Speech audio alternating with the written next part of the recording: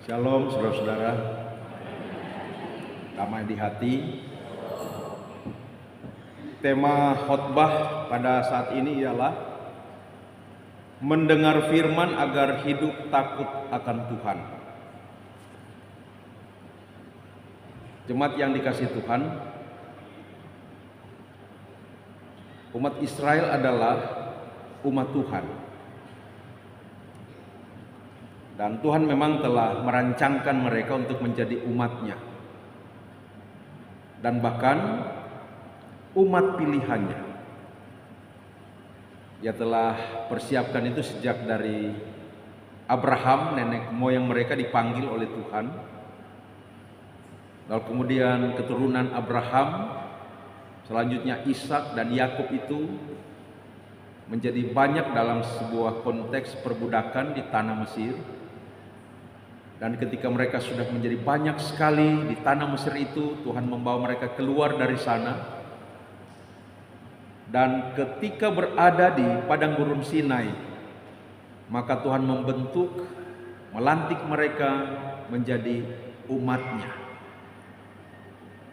Tentang bagaimana mereka sebagai umat Tuhan itu harus hidup, maka Tuhan memberi petunjuk-petunjuk itu kepada mereka melalui pemimpin mereka yang bernama Musa. Jadi bagaimana mereka harus hidup sebagai umat Tuhan itu difirmankan oleh Tuhan. Dan firman, hukum, ketetapan dari Tuhan tentang bagaimana mereka harus hidup sebagai umat Tuhan itu yang mereka sebut sebagai hukum Taurat yang Tuhan berikan kepada mereka melalui Musa. Musa terima di Gunung Sinai, lalu di sepanjang pengembaraan selama 40 tahun di padang gurun sebelum memasuki tanah Kanaan, Musa menulis secara lengkap seluruh hukum Taurat itu, seluruh hukum Tuhan itu. Hukum Taurat itu terdiri dari 10 hukum dasar dan kurang lebih 600-an hukum-hukum, peraturan-peraturan penjabarannya. Dari keseluruhan poin hukum Taurat yang terdiri dari 600-an itu diklasifikasikan dalam 3 kategori. Yang pertama ada hukum moral yang mengatur tentang bagaimana seharusnya umat Israel itu berperilaku dalam kehidupan sehari-hari. Yang kedua ada hukum upacara yang mengatur tentang bagaimana seharusnya mereka beribadah kepada Tuhan.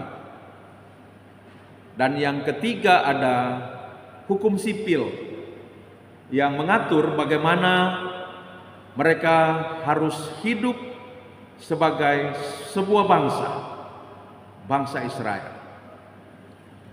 Ini 3 kategori hukum yang terkandung di dalam hukum Taurat yang terdiri dari 10 hukum dasar dan 600 sekian hukum-hukum, undang-undang, peraturan-peraturan penjabarannya. Dan semuanya jelas, tinggal menjadi pedoman yang mereka taati, patuhi, lakukan di dalam kehidupan mereka. Sepanjang pengembaraan selama 40 tahun di padang gurun itu, Tuhan terus memberitahu, mengingatkan akan hukum-hukum firman-Nya kepada Musa, dan Musa menyampaikannya secara berkala dan reguler kepada umat Israel di padang gurun itu. Tetapi selain daripada itu, Musa secara khusus mengambil waktu-waktu untuk menulis, mencatat hukum Taurat itu. Nah, sekarang dalam teks firman yang kita baca tadi, konteksnya umat Israel ini sudah berada di tepi Sungai Yordan yang adalah merupakan perbatasan tanah Kanaan, tanah perjanjian yang Tuhan Allah sudah janjikan untuk menjadi milik mereka, pusaka mereka. Mereka sedang bersiap untuk memasuki tanah Kanaan itu. Dan pada saat itulah Musa menyerahkan firman Tuhan, hukum Tuhan yang telah ditulis olehnya. Sekarang sudah ada firman yang tertulis. Dan firman yang ditulis oleh Musa itu, yang jumlahnya ada 600-an poin hukum atau firman itu tertulis di dalam kitab-kitab yang disebut kitab-kitab Musa atau kitab Taurat. Itulah Kejadian, Keluaran, Imamat, Bilangan, Ulangan. Tetapi kitab Kejadian itu lebih berisi tentang asal-usul dan kehidupan dari bapak-bapak leluhur Israel. Abraham, Ishak, Yakub, Yusuf, dan seterusnya. Sementara secara eksplisit 600-an hukum firman Tuhan itu ditulis dalam Keluaran, Imamat, Bilangan, dan Ulangan. Kita dapat lihat itu di sana. Nah, jadi ketika bangsa Israel ini siap untuk memasuki tanah Kanaan, Musa menyerahkan kepada tua-tua Israel dan kepada imam-imam. Dan saya pikir juga, walau tidak dicatat dalam perikop ini, tapi kita dapat menelusurinya di perikop-perikop sebelumnya. Musa telah mempersiapkan Yosua untuk menggantikannya menjadi pemimpin utama mereka dalam memasuki tanah perjanjian itu dan hidup di sana. Jadi firman yang tertulis itu, yang telah menjadi kitab itu, boleh juga kita katakan telah menjadi kitab suci itu, Kejadian, Keluaran, Imamat, Bilangan, Ulangan. Kitab suci awal dari umat Israel diserahkan oleh Musa kepada pemimpin umat Israel, para tua-tua, para imam, dan sekali lagi tentu kepada Yosua yang akan melanjutkan kepemimpinannya. Dengan diiringi oleh amanat agar supaya ketika mereka sudah hidup tinggal di tanah Kanaan itu, maka pada waktu-waktu yang telah ditentukan oleh Tuhan dan di tempat yang ditentukan nanti oleh Tuhan, dan waktu-waktu yang ditentukan oleh Tuhan itu antara lain ialah setiap akhir tahun ke-7 pada pesta perayaan Pondok Daun. Pesta perayaan Pondok Daun adalah pesta perayaan yang mengingat dan mensyukuri pemeliharaan Tuhan atas umat Israel dalam pengembaraan selama 40 tahun di padang gurun. Setiap dikatakan di sini akhir 7 tahun, walaupun dalam prakteknya setiap tahun umat Israel merayakan Paskah, Pentakosta, dan Pondok Daun itu. Itu 3 perayaan utama, 3 hari raya utama dari umat Israel yang mereka rayakan setiap tahun di tanah Kanaan. Meski dikatakan di sini 7 tahun, tapi kemudian terjadi perkembangan penataan religiusitas atau keberagamaan mereka, sehingga kemudian jadi setiap tahun perayaan itu. Nah, pada setiap momentum perayaan itu, Musa amanatkan untuk membacakan kitab tertulis yang berisi firman Tuhan itu, hukum Tuhan itu kepada semua umat Israel, semua laki-laki, semua perempuan, semua anak-anak, agar supaya apa? Satu, semua umat Israel yang telah menjalani kehidupan padang gurun tetap mengingat pemeliharaan Tuhan atas mereka, dan tetap mengingat serta taat patuh pada firman hukum yang telah Tuhan berikan kepada mereka melalui Musa di padang gurun, agar supaya mereka terus bertumbuh di dalam hidup yang takut akan Tuhan. Hidup yang takut akan Tuhan adalah hidup yang diposisikan di bawah otoritas Tuhan. Itulah hidup yang taat pada firman Tuhan. Tetapi juga yang kedua, agar supaya anak-anak mereka, generasi penerus mereka yang lahir di Kanaan, yang tidak mengalami kehidupan padang gurun, yang tidak menyaksikan pemeliharaan Tuhan yang ajaib kepada nenek moyang mereka di padang gurun, tahu tentang bagaimana pemeliharaan Tuhan atas nenek moyang mereka di padang gurun, mendengarkan kisahnya, dan tahu, mendengarkan hukum-hukum, firman-firman Tuhan yang telah Tuhan berikan kepada mereka di padang gurun, supaya sama, yaitu mereka juga bertumbuh dalam kehidupan yang takut akan Tuhan, hidup di bawah otoritas firman Tuhan. Bapak Ibu Saudara-saudara, jemaat yang dikasihi Tuhan, kita pun gereja, orang-orang percaya adalah umat Tuhan.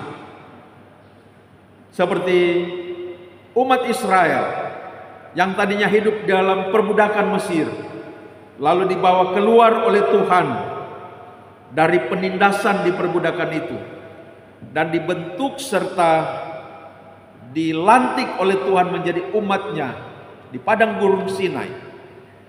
Kita pun adalah orang-orang yang telah dibawa oleh Tuhan untuk keluar dari perbudakan dosa, keluar dari penindasan dosa, untuk mengalami kehidupan yang dibentuk, dilantik menjadi umat Tuhan, menjadi umat kepunyaannya.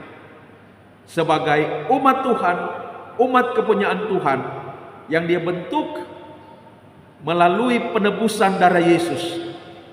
Seperti Israel yang telah dianugerahkannya firman yang tertulis, kepada kita pun telah dianugerahkan Tuhan firman yang tertulis.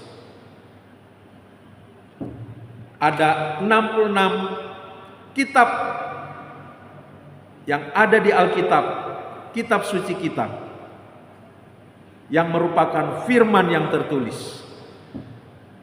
66 kitab yang terdiri dari 39 kitab perjanjian lama dan 27 kitab perjanjian baru. Maksud Tuhan memberikan firman yang tertulis kepada umat Israel sama dengan maksudnya memberikan kepada kita firman yang tertulis di dalam Alkitab, yaitu supaya kita menjadi umatnya yang mengenal Dia, yang tahu firman, tahu kehendaknya, dan bertumbuh dalam kehidupan yang takut akan Tuhan, dalam kehidupan yang diposisikan di bawah otoritas firman Tuhan. Itu tujuannya. Umat Tuhan adalah umat yang hidup di bawah otoritas firman Tuhan. 66 kitab itu ditulis oleh bermacam-macam penulis manusia di tempat yang berbeda, dalam waktu yang berbeda-beda. Akan tetapi anehnya, 66 kitab itu sinkron, tidak bertentangan satu dengan yang lain, dan semuanya berpusat pada satu sosok, yaitu Kristus. Nah, Bapak Ibu Saudara-saudara jemaat yang saya kasihi di dalam Tuhan kita Yesus Kristus. Sebagai umat Tuhan, kita harus hidup di bawah otoritas firman. Maka bagaimanakah kehidupan yang diwujudkan di bawah otoritas firman itu? Yang pertama,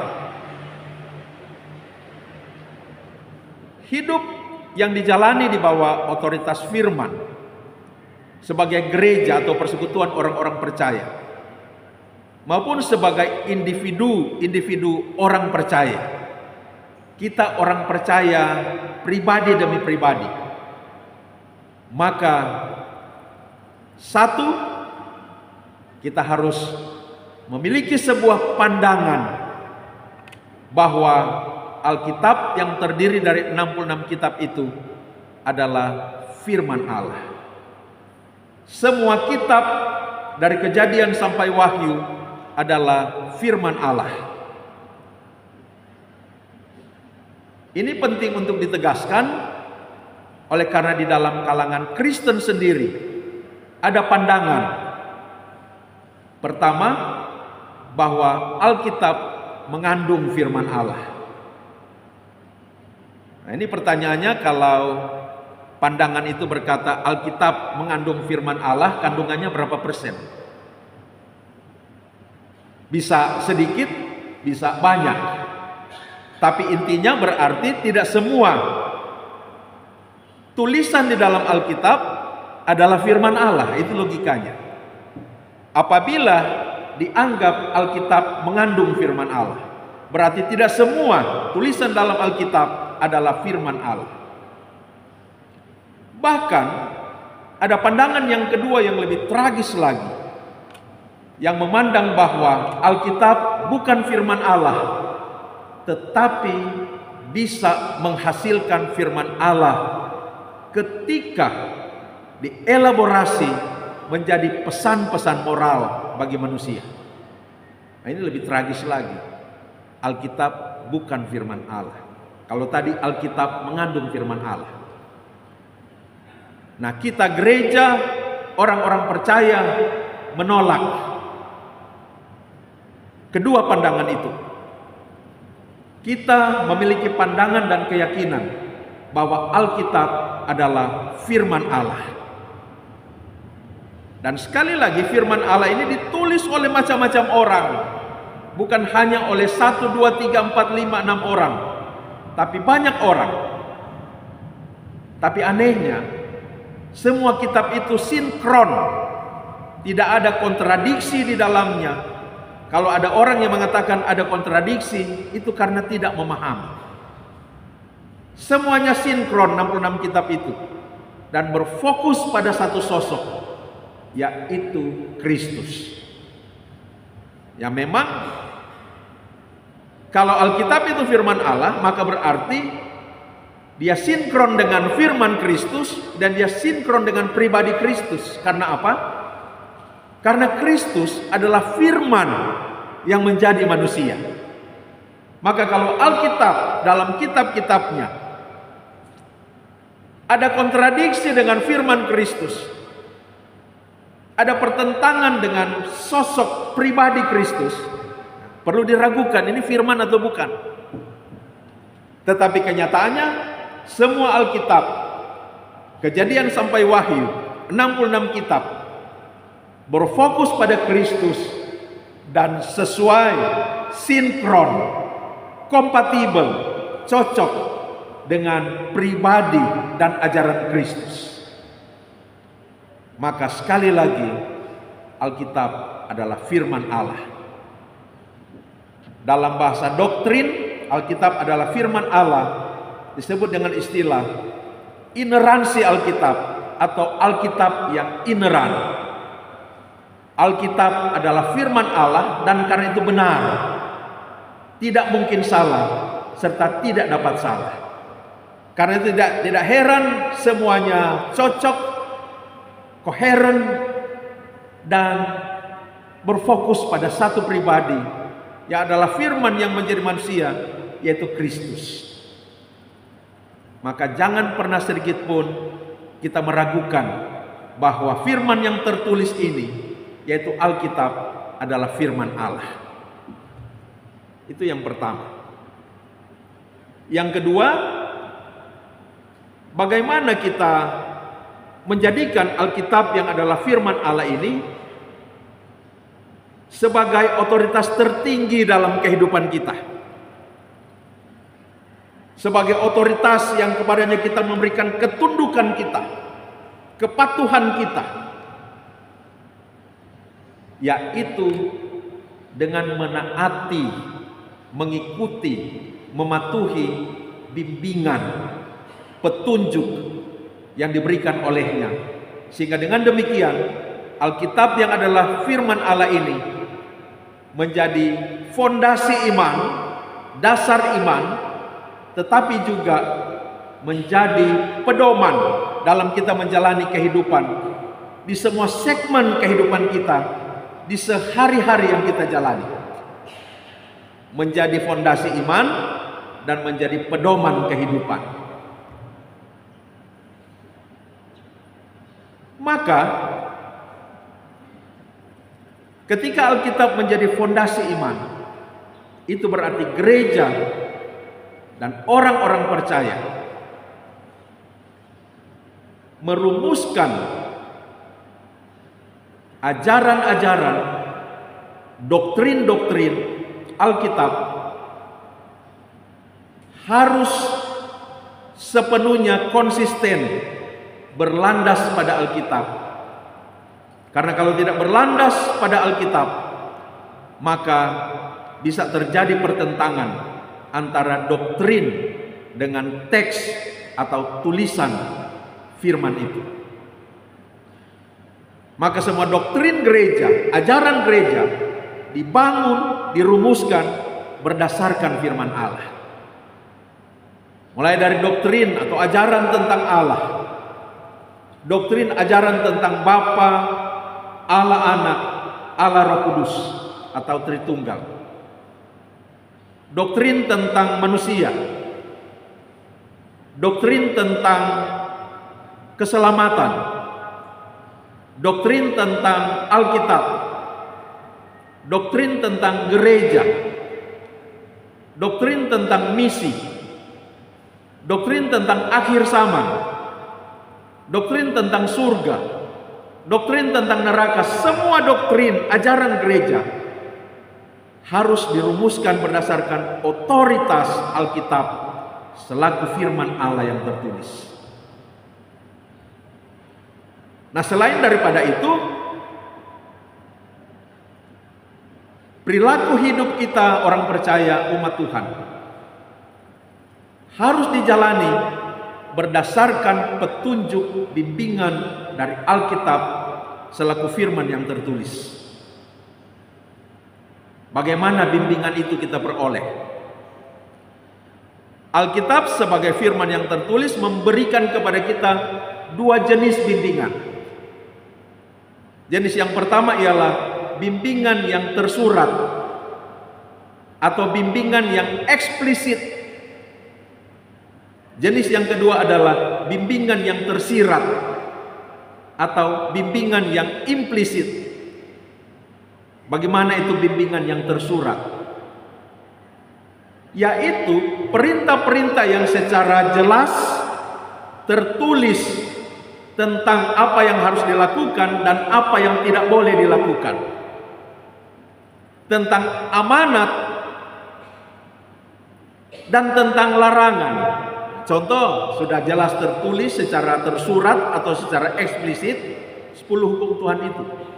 Yang di dalamnya ada petunjuk yang jelas apa yang harus dilakukan. Misalnya, kuduskan hari Sabat. Hormatilah orang tuamu. Tetapi juga dalam bentuk larangan, jangan mencuri, jangan membunuh, jangan berzina dan seterusnya. Itu sudah jelas. Bukan hanya 10 hukum Tuhan, tetapi dalam kitab-kitab di Alkitab kita akan menemukan secara tertulis atau tersurat atau secara eksplisit perintah-perintah tentang apa yang harus dilakukan, dan larangan-larangan tentang apa yang tidak boleh dilakukan. Itu yang dimaksud dengan bimbingan tertulis, atau bimbingan tersurat, atau bimbingan eksplisit. Jenis yang kedua adalah bimbingan tersirat. Tersirat artinya terkandung di dalam yang tersurat. Tersirat itu ada di dalam yang tersurat. Tidak secara langsung dikatakan harus begini atau jangan begitu. Mungkin dikatakan antara lain dalam bentuk sastra narasi atau cerita, atau dalam bentuk puisi seperti di Mazmur, Kidung Agung, pengkhotbah, kitab nabi-nabi, banyak sastra bentuk puisi. Yang karena itu gereja harus mengkaji dan menyingkapkan bimbingan-bimbingan tentang apa yang harus dilakukan dan apa yang tidak boleh dilakukan, yang terkandung di dalam yang tersurat itu. Selain daripada itu, bimbingan yang tersurat, yang pertama tadi, atau yang eksplisit, perlu juga dijelaskan dalam perspektif kitab-kitab perjanjian baru. Oleh karena orang Kristen adalah orang-orang perjanjian baru. Orang Israel adalah orang-orang perjanjian lama. Orang Israel atau orang Yahudi yang sudah jadi Kristen, maka jadi orang-orang perjanjian baru, yang memahami perjanjian lama dalam kacamata perjanjian baru. Jangan terbalik, memahami perjanjian baru dalam kacamata perjanjian lama. Nah, tidak boleh prinsip seperti itu. Prinsipnya ialah memahami perjanjian lama dalam perspektif atau dalam sudut pandang atau dalam kacamata perjanjian baru. Contoh, ada amanat-amanat tertulis, tersurat, tereksplisit, seperti misalnya amanat untuk mempersembahkan korban bakaran, korban keselamatan. Kita orang Kristen sekarang tidak lagi membawa hewan korban menjadi korban bakaran, menjadi persembahan korban keselamatan, korban penebus dosa dan lain-lain sebagainya. Oleh karena perjanjian baru menyatakan seluruh sistem korban di dalam perjanjian lama sudah digenapi satu kali untuk selama-lamanya oleh Yesus dalam perjanjian baru, maka orang-orang percaya, pengikut-pengikut Kristus, tidak lagi mempersembahkan sistem korban yang diamanatkan kepada orang-orang Israel di perjanjian lama. Bentuk persembahan korban kita sekarang ialah dalam bentuk uang, dalam bentuk barang, dalam bentuk natura atau hasil-hasil alam. Jadi firman yang tertulis itu disampaikan oleh Tuhan kepada Musa, juga kepada gereja, perlu dibacakan dan disampaikan penjelasan-penjelasannya, elaborasinya, dan itulah pemberitaan firman yang kita simpulkan dalam satu kata, khotbah. Pentingnya pemberitaan firman yang tertulis itu juga terlihat dari bimbingan-bimbingan yang tersirat itu. Sehingga gereja, para pemberita firman, pelayan Tuhan, perlu mengeksposisi, mengekspos, mengeluarkan bimbingan yang tersirat itu di balik daripada tulisan-tulisan teks yang tersurat, supaya menjadi jelas. Dan bagaimana menerapkan bimbingan itu dalam kehidupan konteks sekarang, konteks kehidupan kita, supaya menjadi jelas, agar supaya kehidupan kita sebagai umat Tuhan betul-betul kita jalani dengan berpedoman pada Alkitab selaku firman Allah dan mewujudkan kehidupan yang takut akan Tuhan.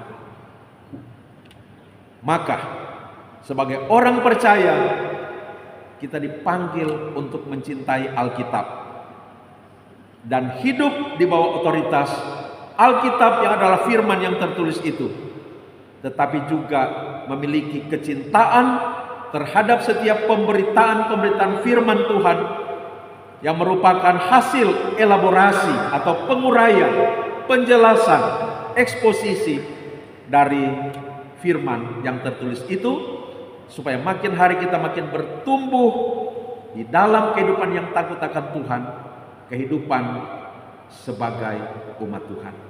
Terpujilah Kristus. Amin.